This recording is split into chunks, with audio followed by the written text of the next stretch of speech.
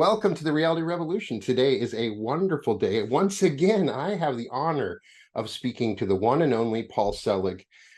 I am excited because I've had a chance to really dwell on Paul's most recent book, the Book of Innocence.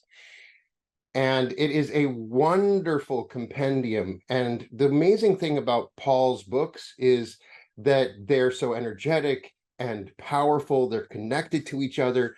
In the history of spiritual books, these books will go down as absolute masterpieces. Now, Paul will tell you he had no part in writing that. He was just a conduit, but still he has to be proud to have his name on these amazing works. And it's sometimes difficult to put into words how powerful these books and words have an effect on us. And so it's wonderful to have a chance to talk to the man who was a part of it. Welcome back to the Reality Revolution, Paul. Thanks for having me. Glad to be here. So my first question is, I know that a lot has happened in Maui, in Hawaii, where you live, and there's been fires. And so most important is, how are you doing? How's the island doing? The island's recovering. I'm very fortunate to live in a beautiful place, and people do care for each other here. So there was a great community outpouring, and you know, I think we'll be fine in time, but it was devastating, certainly. It was the other part of the island for where I live. I live in the jungle. So we weren't touched immediately, as many others were, but I'm fine. Thanks. Good. Because you were definitely on my mind as I was watching that, and I'm just thankful that everything's okay. So we've gotten a chance to talk a couple of times. So I wanted, before we go into some of the teachings in this book, get to know you a little bit better. Now, you've kind of talked a little bit about this, but I'd like to go back to the beginning. What city are you from? Where were you born? I was born in New York City, In New York. Manhattan. Yeah. Okay. So what sort of a place did you live in Manhattan? I mean, that's so long ago. It's so much history. Yeah, you know, I mean, I lived in a big old, what they call a pre-war apartment on the Upper West Side, back when the Upper West Side was kind of middle class and, you know, families and hippies, and, you know, it was an interesting neighborhood then. It still is now, I'm sure, but I was there for 10 years. And I think anybody who's sort of born and is raised in New York is peculiar, because you grow up it's a strange place to live, you know, and but it was home, and I still think of it as home in many ways. I lived there most of my life, until I came here to Maui, which was only, you know, 3.5 years ago or so. It's hard for someone who was born in Wyoming to relate. I can only relate through books and movies that I've read, because of the diversity, and so many things happen in the history where you grew up. It has to be fascinating. It was a trippy time. I mean, it was the 60s. I was born in 61. So, you know, I remember be-ins in Central Park with the hippies, and I remember the Panthers marching on Fifth Avenue, and there was a tremendous amount of social change, you know, anti-war protests in the street. It was garbage strikes, muggings. It was, you know, I was in New York around the time that the city was going bankrupt, or supposedly, and we left when I was about 10 years old. So, you know, but it's a fascinating place to be, and I'm grateful for the time I spent there. Tell me a little bit about your parents. What did they do at the time? Well, my father died when I was 5. He was a German Jew who was sent to the UK during something called the Kinder transport, when children were taken out of Nazi Germany. My mother was sort of a Protestant, I guess, or Catholic. I mean, I grew up in an atheistic household pretty much. So I just, you know, this is the stuff I ferreted out. She was, you know, from Brooklyn, working class girl from Brooklyn. And, you know, neither one of them had spiritual lives. So I think my father was completely disenfranchised. My mother, I think, was harmed by a minister who was looking after her when she was quite young. And so for both of them, they were shut off to that stuff. And so I grew up without any of it, but they were both interesting people.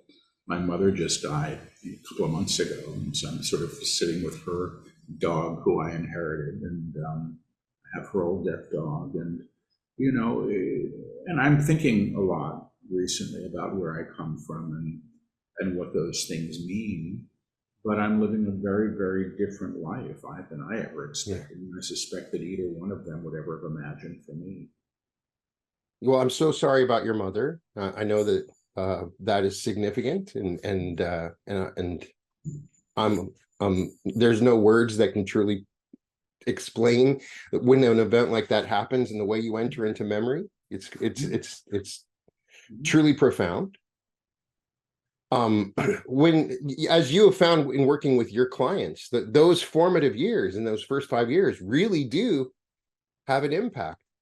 Is that true? I mean, those 5 years up to when your father passed on, and after that had to have some sort of impact on the Yeah, absolutely. I mean, journey. in every way, you Yeah. know, I'm in many odd ways a product of my upbringing and the times. Yeah, so of course it does for everybody. You know, when my father died, I think my life changed.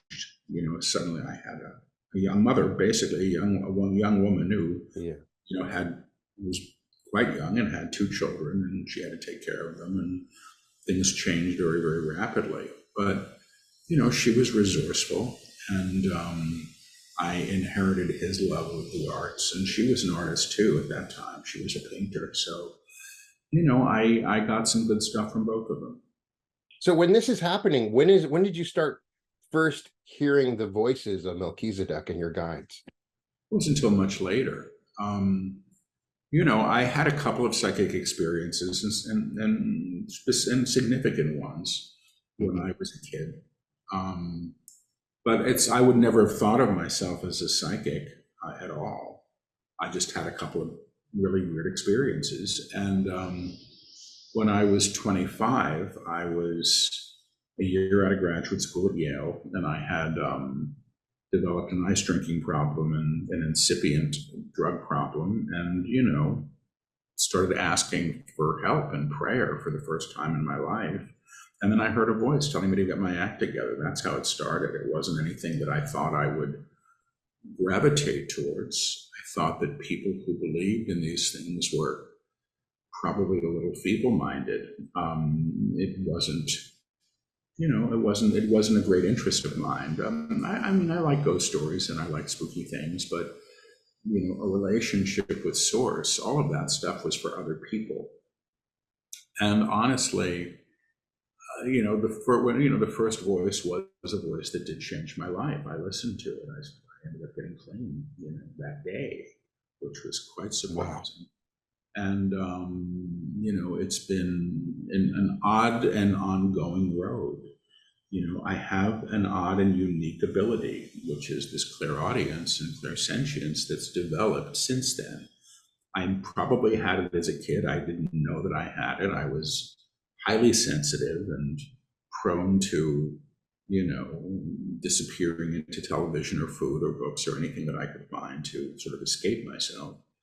And when it started, I was fascinated by it because suddenly the rules of the world were changing, you know, in my experience of how I thought things worked. Once you start feeling energy or seeing energy, things change. It's like the rug gets pulled out from under you. And that's kind of what happened to me. And it wasn't graceful or pretty or just a nice, happy, joyous unfolding. It was a bit of a mess, but I was a bit of a mess. So what else was to be expected? You know, and it's, I guess, what I needed to go on my own journey. But yeah, so there were a couple of experiences when I was a kid. You know, I'm supposed to write a memoir, and I'm avoiding it a little bit because I haven't done my own writing since the first book was channeled through me, which is about 14 years ago now. And I'm going back to writing is a little unnerving for me, but I'm having to sit down and do that any day now because I'm already a little bit delayed. So I've been thinking about these things and how to tell this story about these pieces of my life that may be relevant to the work that I now do. But I tend to think of myself as someone with some abilities that have been developed through use into skill sets that are available, for this work. I don't necessarily think of myself as being that special, but I guess, it's people have some. If I was 7 feet tall, maybe I'd be playing basketball, and if I Right. was very graceful, maybe I'd be a dancer. This is how my system is being utilized given how I have evolved as a human being. Well, I am certainly grateful for your evolution, because your evolution has meant a lot to me because of the teachings that you have brought. And so I'm grateful for everything that you went through, because I know that without it, we may not have seen these wonderful books and teachings. So thank you for going through it. That's the best way. Very welcome. Happy to have gone through it. That's the best way for me to say it. Now, your most recent book is the Book of Innocence, and it's the sort of the second book in the Manifestation trilogy. I go back all the way to the very beginning when I first started hearing your teachings, and I was used to channeling sort of along the line of Abraham, where it was really focused on manifestation. And so the thing is, the teachings of Melchizedek are patient. That's the best, maybe that's the best word for it, is patient. So we're going to get to that, the juicy stuff, and they've been saying that a lot. We're going to get to that, and they sort of got to it. And this book is where they're really getting to the meat. If you've gone through the process of learning from them along this path, this book is really juicy, and one of the most important ones if you are trying to understand that your place in the universe, your ascension, manifesting, all those things. Yeah. The guides are so good at giving little metaphors that they throw out that help you understand your place, and those some sort of ring true. I was thinking earlier today, like how this stuff resonates, and it's hard for me to talk to you about it because it's an experience. When I listen or read your books, it's an experience. So it's like when you have that experience, how do you go and talk to someone about that experience? So it's those little teachings that come through that kind of resonate later on. Yeah. I started doing this little group in my apartment when I was maybe 30. So that's, 30 plus years ago now. Primarily because I liked being in the energy with other people. I wasn't channeling. I started to channel in the very first session, but I wasn't expecting that. And I was surprised when it happened and very, very, very uncomfortable with it.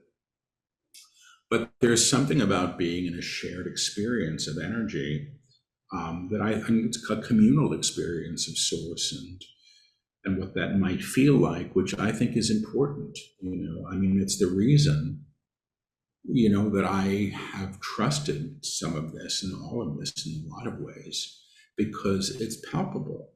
People can feel it. I can feel it. The books are all unedited dictation sessions. Amazing. It's kind of wild if you think about it. It really is. 12 of them now. The 12th book was completed a couple of months ago, and that'll be out in the fall. And that's it for this series. Then I don't know what's next. They say there will be more. But they say that they've completed the teaching that began with I am the Word and culminates in the 12th text. So they are patients. They're doling this stuff out, I think, as we can accept it and work with it and understand it and have an experience with it. And I do think it's an experiential teaching. That's what I like about it, really, because they're kind of saying, I'm not a guru. I'm not a spiritual teacher. I couldn't care less. It's not what I'm interested in. Somebody else can carry that stuff if they want to. It has too much baggage for me. But I'm happy to show up in this capacity and serve as I can and try to stay in my integrity and truth and trust, which is what I require to continue to show up for this. But people can be their own authority in this work because they get the experience of it, and that's more important to me than anything, that people can read the books. When the first book came out, it was called I Am the Word. It was dictated in 2009, published in 2010. And nobody knew who I was, and there weren't even podcasts in those days, and there was no press. I think I was paid $5,000 for the book, which was a big deal. I said, okay, here we go. And when the reviews started coming out, which was really interesting, people started saying these things like, I'm reading this book and my body's vibrating. I'm reading this book and I'm seeing energy fields. And it's what the guide said would happen, that they would be working with the readers of the texts to support them in their experience of the teachings. And that was always great. My favorite review was, I'm reading this book and my husband's changing. Somebody wrote, I thought that's great too. People are having their whole worldview sort of move. And, and it's an expansive teaching. It's a very specific teaching, I think. They're very, very, very consistent. They do talk about manifestation, but I don't read the other channels' work. And I really never have. I read most of a Seth book or half of a Seth book when I was a graduate student before I was into this. Thought it was fascinating. And I think it really did impact me in some specific, interesting ways, but I wouldn't have credited that experience of reading that at the time. But, I don't know what I'm going to say. It's just, the stuff is what it is. And, I just keep showing up for this. That's my job, is to show up for this stuff anyway, even when I don't understand it. And fortunately, if I can be in a group with other people, then you can have a shared experience, and then you can have a conversation about it because people know what you're talking about. Well, that's what's so exciting, to be able to talk to you about it. So while you're the conduit for it, I feel like that we're both sharing this experience, and then and it's exciting to talk to at least one other person who has shared this experience. And I was contemplating before our interview, since I first heard that first book, and how I have changed, and the ways that it has changed me.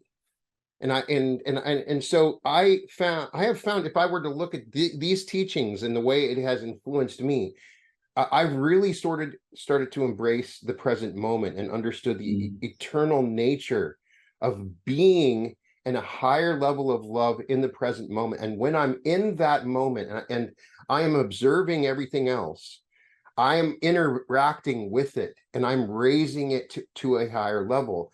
And, as I have another episode I was working on, it makes me feel like I'm a secret agent, sort of a secret agent of love, that it doesn't matter who I talk to or participate in. This energy that I have, that I've brought to just my being, and that's what you're talking about, elevates everything else around me.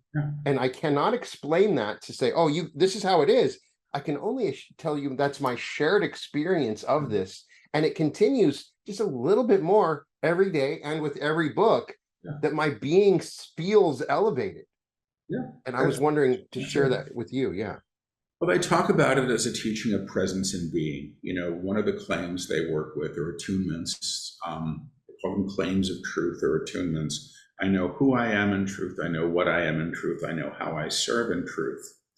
And they've always said that how one serves is how one is most fully expressed as the divine self, whatever you want to call that, the God within, or the inner light, or the Christ itself. They call it by different things. But they say that when you all begin to align at this level, you actually become a doorway to the higher vibrational field. You serve that way. And the purpose of you at this level is to lift what you encounter. And they say that's not done through effort, it's done through presence and being, because you're operating at a level of tone or vibration where what you encounter is shifted by your presence. It's like being a tuning fork, and you're holding this level of tone, and then what you encounter is lifted to it. And that's how they say a world is transformed. I mean, that's how they teach manifestation. Right. The title of the 12th book is called A World Made New, and they're really talking about the application of this on fundamental levels, structural levels, architectural levels, of what you think of as our reality. They say that we've been entrained in a reality that's been operating under the false belief of separation, that we can be separate from one another and from source.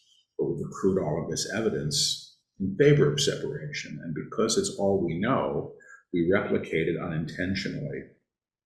So we're always choosing from a menu of things that basically support our past experience, which has been, if there is a God, it's somewhere over there, or, that I can't get to or know.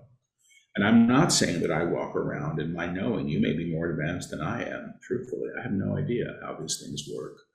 But I do know that what they're doing in this teaching is supporting us in becoming, the tuning fork that shifts reality. And that's exactly what you're describing. And it's very, very simple if you think about it. I mean, they say simple things. You can't be the light and hold another in darkness, or who you put in darkness, what you put in darkness calls you to the darkness. Now, that doesn't mean that you can't be discerning and you can't decide who you want to have lunch with or have on your show or do whatever you want to do.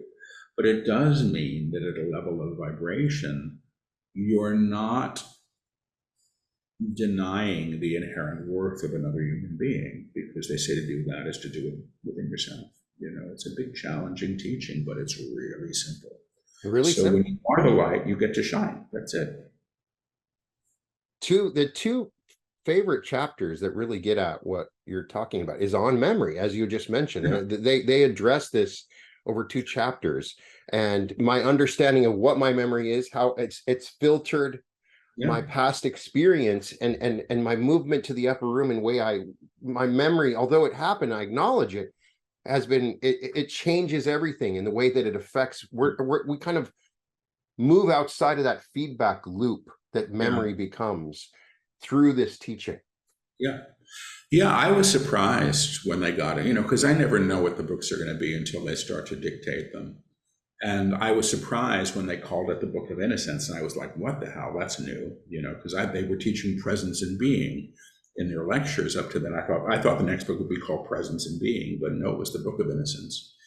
And, that part of us, or the divine self, they say is in innocence, which basically means it doesn't know fear. It hasn't been entrained in fear. And it's also not operating through past prescription or what we think should be. So the personality self, they say, which is who I think I am and how I may operate, they say knows itself entirely through history.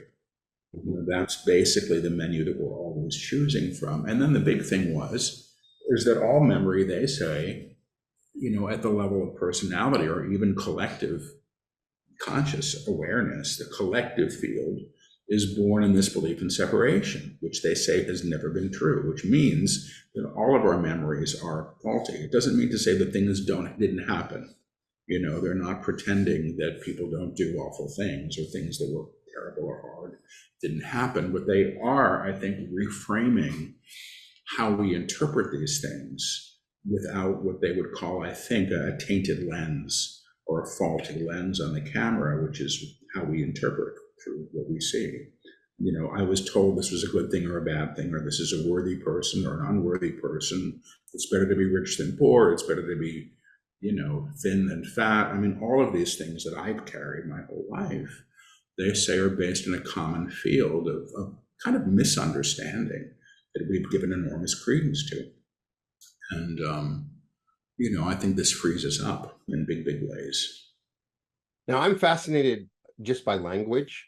Yeah. And so somebody that can just studies words and syntax and linguistics, the use of the upper room just sparked something in me. And when you go and look at the history of the Bible, of the upper room, there's a historical precedence in the Bible for the use of the upper room. Jesus. I didn't know that. Yeah.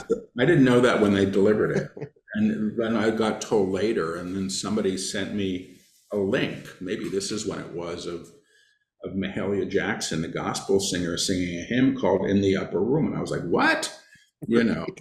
But yeah. So I was, and I'm, but they've been doing that kind of thing since the beginning. They've been reclaiming language or reclaiming ideas that I think perhaps have been interpreted differently by others. So yeah, the upper room it's in the Bible. I guess it's where Jesus took the disciples, right? Right. Well, he had the final supper in the upper room. And then when he is reincarnated and comes back, he meets them in the upper room by instruction. That I didn't know. Really? Right. And Elisha in the Old Testament always meets this couple, saves the upper room for him. It seems to be an important part of his own. Some people argue Elisha was reincarnated. Who knows? But anyway, it's just, I continue to see these references, and that's what I'm fascinated by, is their absolute mastery of the language and the vibrational. That's when people say, I can feel it. it's beyond meaning. Yeah. It's like a program, a software program that's Yeah. being installed in me Yeah. that is awakening something, right? That's how they talk about it, kinda. I mean, they say that the books are energetic transmissions that work directly with the reader, and that the attunements are encoded. So when you claim the attunements, you're aligning through the coding of the Yeah. vibration that they hold.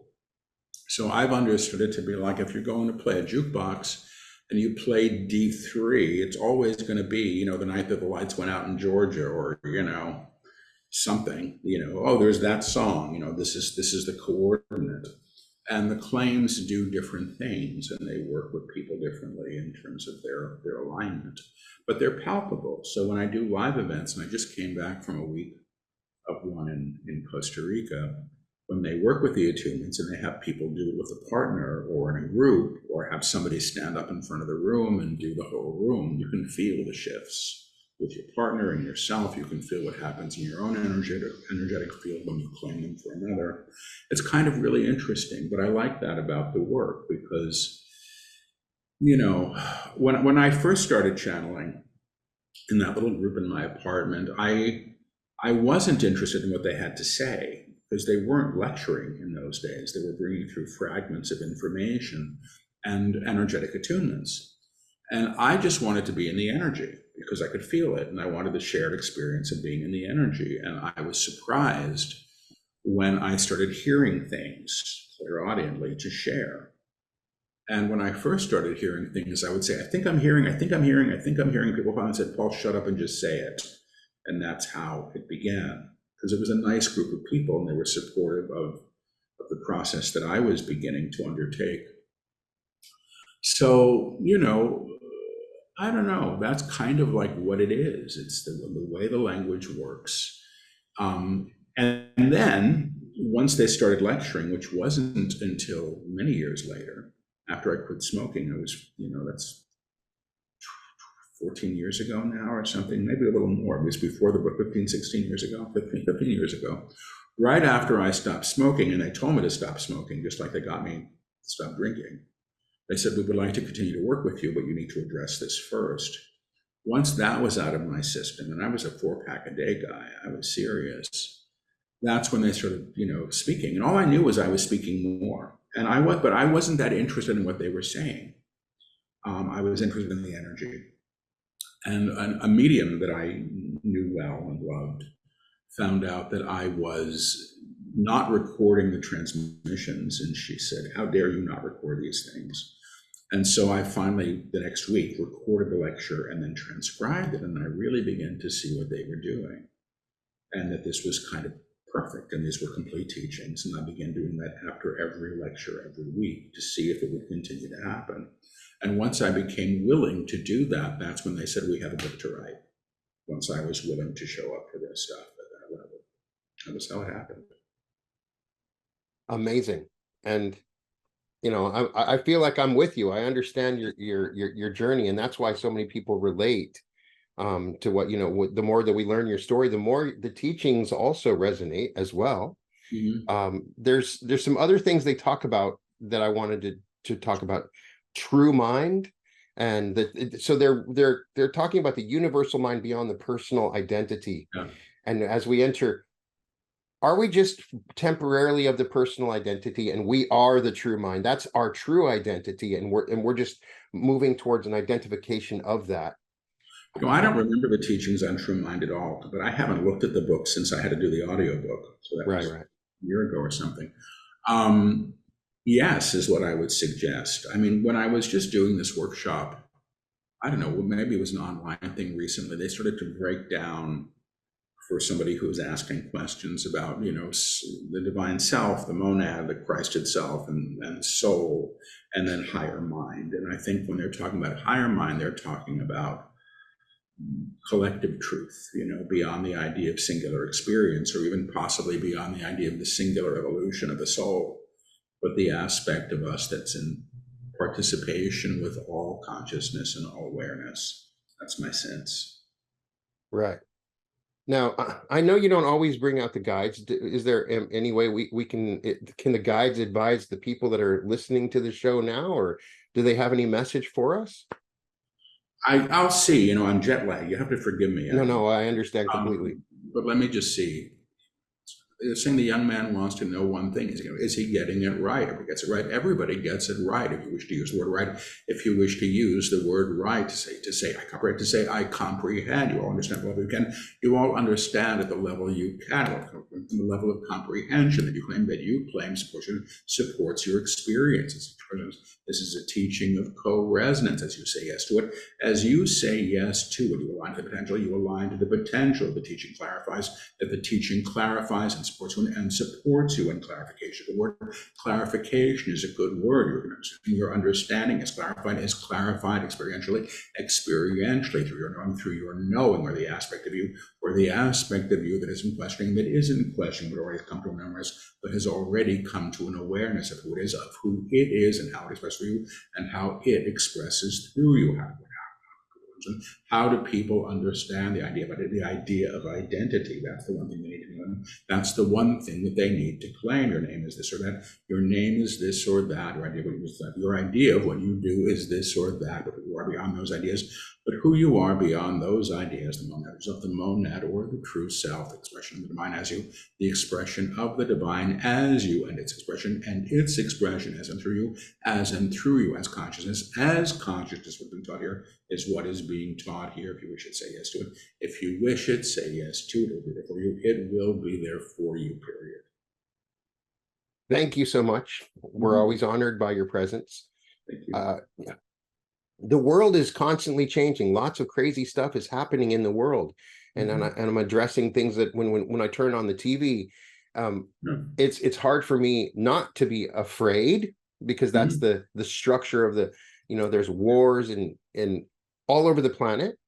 And I know I've addressed this with you before, but it seems like does it feel like it's in relation to these transformations that they're talking about that are happening on the planet, the realization that we're going through? It feels like that a byproduct of that is seemingly all of the conflicts that are happening. Yeah. Does that make sense? Yeah, it makes sense to me. I mean, in the very first book, they said humanity is at a time of reckoning, and a reckoning is a facing of oneself and all of one's creations, and everything that's been created in fear is going to need to be reseen in a higher way, or reckoned with. And, they say nothing gets healed until it's seen. And if we want to understand the futility of war by killing each other until there's no one left to fight, we can learn that way. But they actually have said that humanity is going to make it, and that we're evolving beyond a strata or level of vibration which fear has been part of. So when the guides teach the upper room, they're teaching the octave of vibration, or the level of reality that exists beyond what they call the common field. They say our experience of our world is an octave of vibration with high notes and low notes. You could say war is a low note, fear is a low note. And then they're taking us to what they call the next octave, which they call the upper room, which they say is the highest that humanity can hold while maintaining form. But one of the big differences, they say, is that fear does not express in the upper room. It doesn't exist there. And so the products of fear and the manifestation of fear can't be claimed at that level. But we're so used to what we've had, I suspect we're having to see how much it doesn't work, and that's at the level of personhood and at the level of the collective, So, yeah, I think this is part of it. And they've been talking about this since they started. So none of this is surprising. They're talking about a reclamation of manifestation at a different level, and that it may involve the old architecture sort of changing. And that's not always graceful or comfortable. Sometimes when the roof is so leaky, you can't fix the roof anymore. You have to, put the house on a new foundation someplace other. And that may be what we're dealing with now. And that's what this teaching gives me is some hope that what we're going through is just not going to ultimately lead to an apocalypse, that we're going through a transition, a journey, a progression, an evolution because of it. And it gives me hope. It allows me to remain in that upper room. Good. I think that's what they would intend by all of this. There, it's not a fear-based teaching. It's not always a polite teaching, and it's certainly not a convenient teaching. A convenient teaching would be, how do I get a better-looking boyfriend, or how do I make more money, or get the promotion that other person's trying to get? I mean, that's stuff. You know what I mean? And the human part of all of us aspires to that, but the guides have, I think, a bigger agenda for us. It's my sense. One of my favorite metaphors is the metaphor of the little kid that wants a car. Well, of course, he can't really drive the car. He has to learn how to drive the car. And so we're all sort of this little kid that give me the car to drive, but we haven't learned how to drive the car yet. Yeah. And so that resonates with me. We're learning before we can manifest anything, but it's not going to help unless we understand what we're manifesting. And we're going through this, we're in this stage between the little kid that can get the car and actually driving the car, right? Absolutely right. Says somebody who, I have a car in the garage that I can't drive because I haven't passed my test yet. So I understand this metaphor very, very, very well. It makes sense. It goes along with that. So they talk about beyond the upper room is the kingdom. And my question, have you ever felt or seen or in your process of communicating, had gained any view or understanding or feeling of the kingdom, even though we can only really experience up to the upper room in our physical form? Well, the kingdom, I think, can be experienced while in form. I think they've talked about the upper room being the foyer that leads us to what expresses. If you think of the upper room as another octave of vibration, we're probably coming in at the low end of the octave and then going upwards. The low end is still beyond what we've known. When I was in my late 20s, maybe 30, late 20s, and basically penniless, and an early recovery, and really, really, really lost because I was beginning to embark on this strange spiritual journey, and my friends thought I was nuts, and I wasn't sure, but I was. And anyway, I had an experience when I finally gave up with the worry.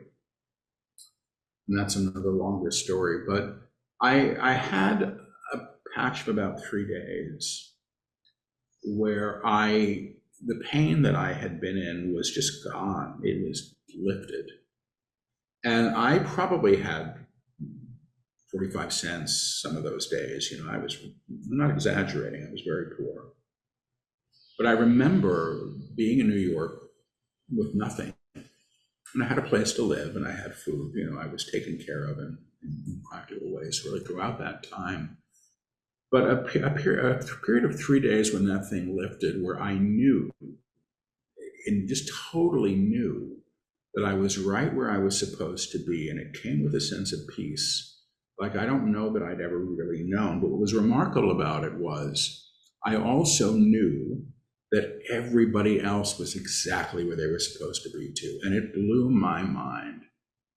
And and it was a big opening for me, and it gave me. And then when that went away, I thought I'd failed. Like, I thought I'd arrived, and then it was gone. I was like, well, what did I do wrong? And I blamed myself. But sometimes I wonder if I wasn't given a glimpse of something that could be known or responded to or learned. But it's experiential. So their definition of the kingdom is the awareness of the inherent divine in all things. Yeah. So God is the tree, and you is God, and God is as everything that can be seen, or the source of all things, which they call God. So you're seeing beyond appearance to the inherent source, and that also is seeing these things beyond historical precedent or what they should mean based on how they have been used or valued. We're the ones that make the diamond more worthy than the coal. We're the ones that decide that, the millionaire has more value in the community than the school crossing guard. We do that. I don't think Source does that at all. I think if anything, we would all be loved equally. We're having these individual experiences of, oh, wouldn't it be interesting to know what it's like to be a millionaire or a crossing guard or this or that. I think all of these things, in my experience, given where I came from, that I found myself on this strange path in the middle of New York, and at the height of the AIDS epidemic, when everybody I knew was dying all around me, and it was just like, what the hell is going on in the world? That was an apocalypse of its own kind, that when you're a young person and watching so much death. But it was a really amazing experience of understanding humanity that I was given outside of who I thought I was. When you're, at Yale, and living off student loans, which was basically covering my bar bill, and then suddenly listening to people tell you to go for day labor so you can feed yourself, which I actually was considering at that point. It was mind-blowing, and fortunately there were people there to see me through that. But I look back at that time, and I think what was being offered was awareness of a universal truth beyond the secular and beyond the idea of privilege and beyond culture and all those things. I'm very grateful for it. So I think the kingdom is already there. The guides have said a million times, you can't make anything holy. It already is. It already is. To deny the divine in anything. And we do. My experience is where I think that I've tasted the experience of the kingdom, the thing that fascinates me, the higher level of vibration, the harder to remember. I know it happened. Yeah. I know it happened, but it's like I want to experience it again, but it's just it's not there to re-experience experientially. I know that it happened. I'm aware of it. I know that it felt good, but there's a little danger, I think, and I've fallen prey to this as well, of getting attached to the big experience. Right. I want the big experience. You can be addicted to chasing that and forget about the beauty that can be held in the ordinary moment, where God is as present as it is when you're having a mountaintop experience. So I understand this. A lot of people have come to my work who've been involved with plant medicine, which has not been my path. I've been, substance free. That's addictive. It's been my little thing that I hold in a different way. Right. And they've had these big experiences. Say, my God, I read your books and I have those experiences. And I go, that's terrific. You can have that. But I think what's important about any experience, whether it be on a journey or through anything else, is how we integrate them. How we sift through them and how they become part of our experience of being. Now, I'd love to ask, because a big part of my life is my two cats. Yeah. And so I'd love to know what the guides have said to you, or if they've had any wisdom about those pets that make up our lives. And often I'm giving lessons, and I want them to share in my journey and move on and evolve. And have they said anything about your pets and how their place in the kingdom? Not mine per se. But the guides say, the animals know who they are already. They don't need the books. They don't need the books. Right. They already know. They know who and what they are, and they're expressing it perfectly in their own strange, perfect way. So, they don't talk about them, but I have every expectation of, when I end up out of this body, of seeing my dogs again. Every belief that we'll be there. And I have, friends who do spiritual mediumship, and that means they talk to the dead people. I'm a good medium for people who still have a body. I can hear your friend Sarah, who you don't speak to anymore, probably better if she's still got a body than if she's on the other side. But they've all said, oh, and your dog is here. And, and I know my dog is there. So, and I've got two more here sleeping on me. So. But I learned so much about love from them. It's unconditional. Yeah, absolutely. So it's and so I just wondered what they had to say. So the other thing is just this idea of innocence, which we talked about. It's just the innocence of it's a purity. Explain how when they chose to make that the title of the book, your understanding of innocence. It's just being. It's in that pure state where you're Yeah, connected to source. untainted, uncorrupted, without sin, if you want to get into that kind of cosmology, without blame. It's the God within. You can call it the Christ if you want to, or the monad, which is what the guides usually call it these days. But this aspect of self that is untainted, and that's operating in purity, that doesn't know fear and doesn't claim fear and doesn't harm itself or another because it can't. That's the aspect of self that they're speaking of as being reclaimed, and that it is regenerative, acting through us, and what they call an act of reclamation, reclaiming who we are in a true state, which is beyond, the idea of all my problems and my lack of this or desire for that, which we all have. Now, as far as I can remember, the guides really don't talk about giving specifics about what happens in our afterlife. They imply that we may have lived more than one life, but they have not gone into detail about it. What is your feeling from the guides as sort of this metaphysical nature of the afterlife, where we came from before and where we're going after? I mean, I tend to hear and believe. Well, first of all, I mean, it's challenging because when they talk about this stuff, they say time isn't linear as you experience. Right. Things are actually happening at once because there is only now and everything else is an idea. But I tend to believe that we are in a progressive experience of embodiment or learning. That's what I think, and so we come to learn different things and express in different ways and have, different people that we probably encounter and re-encounter to work out karma, which I do also believe in. But I believe that karma is an opportunity to learn, not punishment, as some tend to think of it. So, that's my sense. They've talked some about this, but it's really not their work. Yeah, there's lots of people talking about this stuff.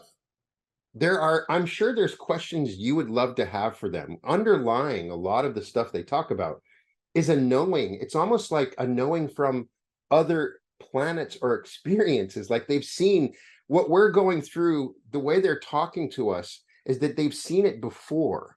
Even though there is no such thing as time and nothing is linear, it's underlying that, yeah, this is just a normal part of a progression. Like when you see a rose grow, it has a normal progression. We see the seed planted and the rose grows. And with us, there's this underlying, and I wish I could get into it. Is there a planet Melchizedek? Is there other planets they've helped transform?